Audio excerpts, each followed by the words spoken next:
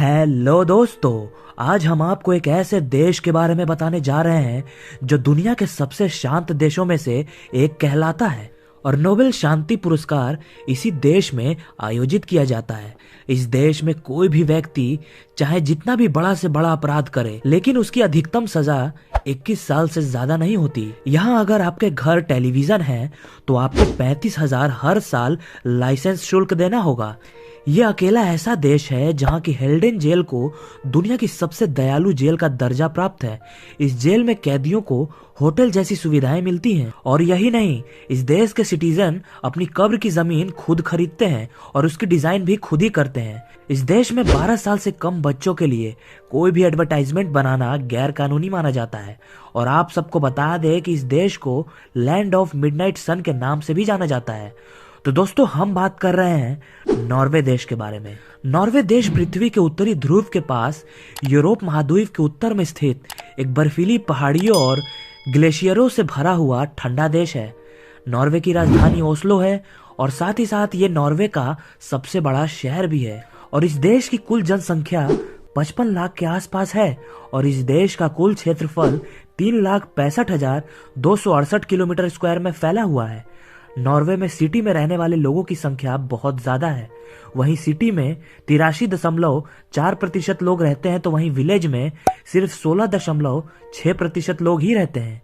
Norway का national language Norwegian है। Norway की आबादी का 86% हिस्सा अंग्रेजी भाषा का यूज करते हैं और इस देश की करेंसी को हम नॉर्वेजियन क्रोन कहते हैं। और इस देश की 98 से 99% बिजली हाइड्रो इलेक्ट्रिक पावर से जनरेट की जाती है। नॉर्वे में अल्कोहल केवल सरकारी स्वामित्व की रिटेलर कंपनी विनोमोपोलेट की शॉप से ही खरीदी जा सकती है।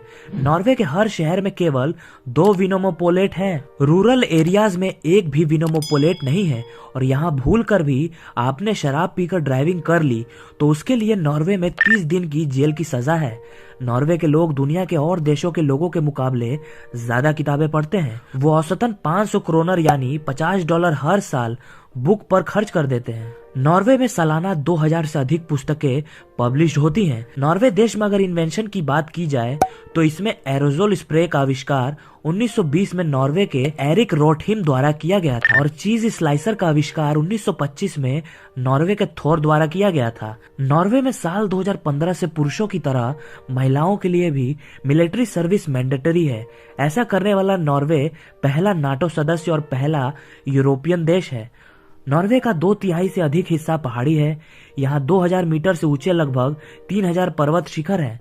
नॉर्वे के लोग गर्मी के मौसम में 4 वीक्स की छुट्टी का आनंद लेते हैं।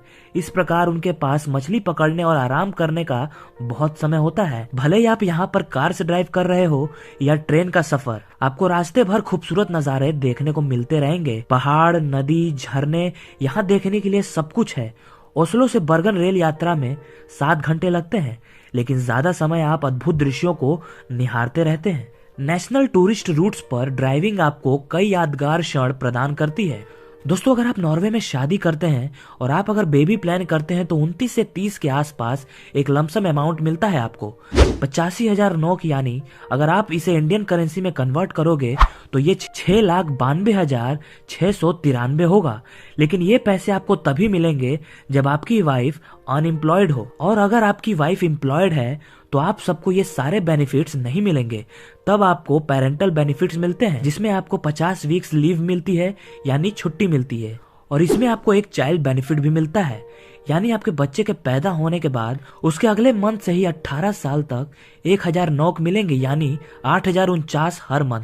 ये फायदे आपको इसलिए मिलते हैं ताकि आप अपने बच्चे का खर्चा उठा पाएं। तो दोस्तों, कैसा लगा आप सबको नॉर्वे देश के कुछ अमेजिंग फैक्ट्स जानकर?